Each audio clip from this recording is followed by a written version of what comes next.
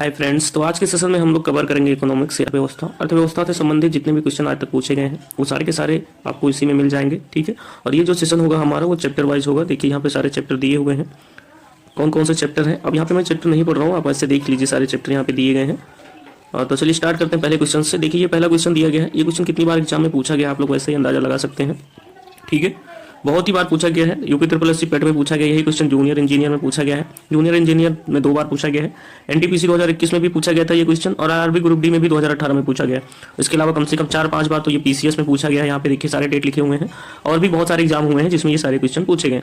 तो इस तरह से बहुत सारे क्वेश्चन हैं जिनके डेट में बार बार नहीं लिखाऊंगा। यहाँ पे देखिए सारे लिखे हुए हैं। जेई में पूछा गया, एनटीपीसी में, ग्रुप डी, यूपीएसआई में पूछा गया, एसएससी सीजीएल में पूछा गया है, सीजीएल सीएचएसएल 2021। इस तरह से देखिए यहाँ पे 2022। अब इस क्वेश्चंस को आप अगर देखेंगे, यूपीएसआई में 1999 में पूछा गया था, उसके बाद डायरेक्ट 2016 में पूछा गया है। अब देखिए यूपीएसआई का क्वेश्चन सीजीएल में दे दिया गया है, यानी कि कोई लिमिट नहीं होती है। आप ऐसा बिल्कुल ना सोचिए कि एक सब्जेक्ट में जो आ रहा है क्वेश्चन वो दूसरे में नहीं आ सकता, दूसरे मतलब लेवल में भी आ सकता है। ठीक है, यूपीएसआई का क्वेश्चन एसएससी सीजीएल में आया है, एसएससी सीजीएल का क्वेश्चन फिर 2021 में देखिए सीएचएसएल में दे दिया गया है वही क्वेश्चंस, और वही क्वेश्चंस फिर सीएचएसएल से यहाँ पे दिया गया है एसएससी सीजीएल में 2022 में। तो देखिए कितना घुमा फिरा के एक जो होता है, एक वैकेंसी का क्वेश्चन होता है वो दूसरे में ऑलरेडी दे दिया जाता है अगर क्वेश्चन थोड़ा सा अच्छा होता है। ठीक है, तो ऐसे बहुत सारे क्वेश्चंस आपको मिलेंगे जो कई सारे एग्जाम में पूछे गए हैं। यूपी ट्रिपल एससी वो लोअर पीसीएस का एग्जाम हो या फिर पीसीएस का भी एग्जाम हो, उन सभी के क्वेश्चन इसमें दिए गए हैं। ठीक है, रेलवे का क्वेश्चन हो। तो चलिए देख लेते हैं हम लोग, पहले क्वेश्चन से स्टार्टिंग कर लेते हैं। ये रहा पहला क्वेश्चन। भारत की राष्ट्रीय आय का आकलन करने वाली संस्था है, तो राष्ट्रीय सांख्यिकी कार्यालय जो है ये भारत की राष्ट्रीय आय की गणना करती है। आप नेक्स्ट आइए देखते हैं। अगला क्वेश्चन दिया गया है, स्वतंत्र भारत का पहला केंद्रीय बजट पेश किया गया था, तो किसके द्वारा पेश किया गया था? आर.के. षणमुखम शेट्टी के द्वारा पेश किया गया था। ये क्वेश्चन जो है आरआरबी जेई में पूछा गया है। इसके अलावा भी कई सारे एग्जाम्स में पूछा गया है। नेक्स्ट क्वेश्चन, भारत में आर्थिक सर्वेक्षण को केंद्रीय बजट से अलग कर दिया गया था। कब अलग किया गया था? तो 1964 में अलग किया गया था। बजट की घोषणा के लिए प्रयुक्त परिभाषिक शब्द पूछ रहा है, कौन सा है? अब आप सभी को पता होना चाहिए कि संविधान में हमारे जो है वो बजट शब्द का उल्लेख नहीं है।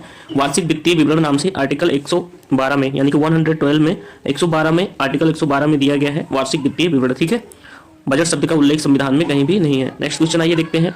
पहला भारतीय बजट 1952 में पेश किया गया था। पूछ रहा है किसके द्वारा पेश किया गया था 1952 में? तो पहला भारतीय बजट जो है 1952 में सीडी देशमुख के द्वारा पेश किया गया था। ठीक है, अब ये क्वेश्चंस भी देखिए कई बार एग्जाम्स में यहाँ पूछा गया, आप सभी डेट देख सकते हैं। मैं बार बार डेट इसलिए नहीं दिखा रहा क्योंकि किसी भी एग्जाम में कोई भी क्वेश्चन आ सकता है। बस आपको ये याद रखना है कि हाँ, ये क्वेश्चन जो सारे के सारे हैं वो एग्जाम में ऑलरेडी पूछे गए। तो इस क्लास को आपको केवल रिविजन के तौर पर लेना है, ना कि इसी के बल पर एग्जाम देने जाना है। इस क्लास का यूज आप करेंगे अपने मार्क्स को इंक्रीज करने में, यानी कि आप कहीं से भी पढ़ रहे हैं तो ऐसे क्वेश्चंस को अगर आप लगा लेते हैं तो आपके 2-4 नंबर एक्स्ट्रा बढ़ जाएंगे अन्य लोगों से। ठीक है, बाकी तो हर जगह सब लोग पढ़ा ही रहे हैं, लेकिन 2-4 नंबर अगर आप बढ़ाना है तो आप टेस्ट सीरीज लगाइए, ऐसे क्वेश्चंस को लगाइए जिससे आपका सभी बच्चों से थोड़ा अलग हो जाए, 2-4 नंबर ज्यादा आ जाए और एग्जाम में सिलेक्शन हो जाए। ठीक है, नेक्स्ट क्वेश्चन आइए देखते हैं। किसी अर्थव्यवस्था में अंतिम वस्तुओं सेवाओं पर कुल खर्च का योग करके राष्ट्रीय आय की गणना करने के लिए निम्नलिखित में से कौन सी विधि प्रयोग की जाती है? तो यहाँ दिया गया है जो कुल खर्च है, खर्च किया जाएगा तो व्यय विधि होगी। ठीक है, व्यय विधि का यूज करेंगे। ऐसे क्वेश्चंस याद नहीं रखते, क्यों? क्योंकि डिफिनीशन याद नहीं रहती, आप लोग गेस मार सकते हैं, कोई दिक्कत नहीं है।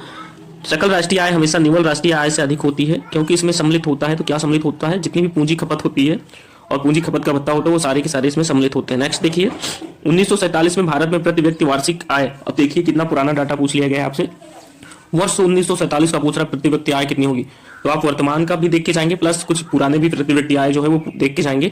अब किसी ने क्या आशा किया होगा कि ऐसे क्वेश्चंस एग्जाम में आएंगे फ्रेंड्स? क्या किसी ने सोचा होगा कि ऐसे क्वेश्चंस आएंगे? किसी ने पढ़ाया होगा? नहीं पढ़ाया होगा। ठीक है, अब ऐसे क्वेश्चंस जो है एग्जाम में पूछ लिए जाते हैं। बस आप नॉर्मली देख लीजिए, 249 रुपये 60 पैसे था, तो आप लोग बस ऐसे नॉर्मली देख लीजिए, जरूरी नहीं है याद रहे, ये वैसे ही भी देखेंगे एग्जाम में तो आपको याद आ जाएगा। वस्तु एवं सेवा कर जीएसटी को ...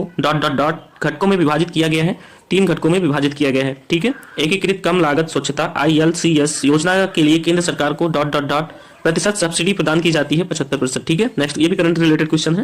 नेक्स्ट देखिए, भारत में वर्तमान में वस्तु एवं सेवा कर गुड्स एवं सर्विस टैक्स जिसको हम बोलते हैं नामक नई कर व्यवस्था के लिए उच्चतम प्रतिशत स्लैब क्या है? उच्चतम मतलब अधिकतम कितने % की जीएसटी लग सकती है? तो अधिकतम 28% की जीएसटी जो है वो लगाई जाती है। सामानों के वर्गीकरण के लिए प्रयोग होने वाले सामंजस्य वस्तु विवरण और कोडिंग प्रणाली जिसको HS बोलते हैं ... के लिए लाभकारी होगी। HS किसके लिए लाभकारी होगी? तो सीमा शुल्क एवं उत्पाद शुल्क के लिए सामानों का वर्गीकरण करने में लाभकारी होगी। नेक्स्ट क्वेश्चन आइए देखिए, भारत में कृषि आयकर लगाया जा सकता है, राज्य सरकारों द्वारा लगाया जाता है। नेक्स्ट है, भारत में अप्रत्यक्ष कर की श्रेणी में है सेवा कर जो होता है, जिसको हम गुड्स एंड सर्विस टैक्स भी बोलते हैं। ये सारे क्या होते हैं? अप्रत्यक्ष कर होते हैं। नेक्स्ट क्वेश्चन देखिए, भारत में आयकर को कहा जा सकता है प्रत्यक्ष कर बोलते हैं, आयकर को क्या बोलते हैं? प्रत्यक्ष कर बोलते हैं। अगला क्वेश्चन दिया गया है, प्रत्याशित समग्र गणना की मांग के लिए ... सूत्र का उपयोग किया जाता है। प्रत्याशित समग्र गणना मांग के लिए किस सूत्र का प्रयोग किया जाता है? तो यहाँ पे लिखा हुआ है सूत्र आपका C bar plus I bar plus CY।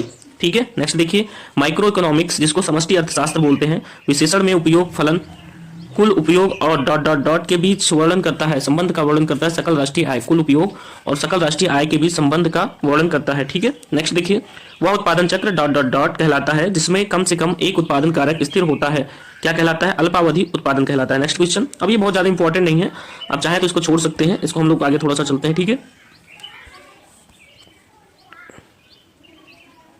ये क्वेश्चन देख लीजिए, किसी अर्थव्यवस्था में समग्र मांग का भाग नहीं है। किसी अर्थव्यवस्था में समग्र मांग का जो भाग नहीं होता है वो जनसंख्या वृद्धि होती है। हालांकि ऐसे क्वेश्चन जब आप देखेंगे तो आपको कॉमन लगेंगे, इजी लग रहा है, लेकिन जब ऑप्शन होते हैं तो कंफ्यूजन होता है। समग्र मांग का हिस्सा पूछ रहा है, क्या नहीं होता, तो जनसंख्या वृद्धि नहीं होती, ठीक है। नेक्स्ट क्वेश्चन देखेंगे, ये क्वेश्चन जो है अगर आप देखेंगे तो आरआरबी ग्रुप डी 2022 में पूछा गया फर्स्ट शिफ्ट में। अगला क्वेश्चन देखिए, अगला क्वेश्चन देखेंगे फ्रेंड्स, यदि औसत उत्पादन घट रहा है तो सीमांत उत्पादन पर क्या प्रभाव पड़ेगा? तो यह जो होगा वो औसत उत्पादन से भी कम होगा, ठीक है। नेक्स्ट देखिए, हम लोग थोड़ा सा और नीचे चलते हैं। ये सारे क्वेश्चन नॉर्मल है जिसको आप पढ़ पढ़ के मार सकते हैं थोड़ा सा। अगला क्वेश्चन दिया गया है, उत्पादन के 4 कारक पूछ रहा है, कौन से होते हैं? ये क्वेश्चन जो है आरआरबी ग्रुप डी 2022 में पूछा गया है। अभी ग्रुप डी का एग्जाम भी आ रहा है तो आप लोग जरूर याद रखेंगे। उत्पादन के जो 4 कारक होते हैं उनमें भूमि, श्रम, पूंजी और उद्यमिता होती है।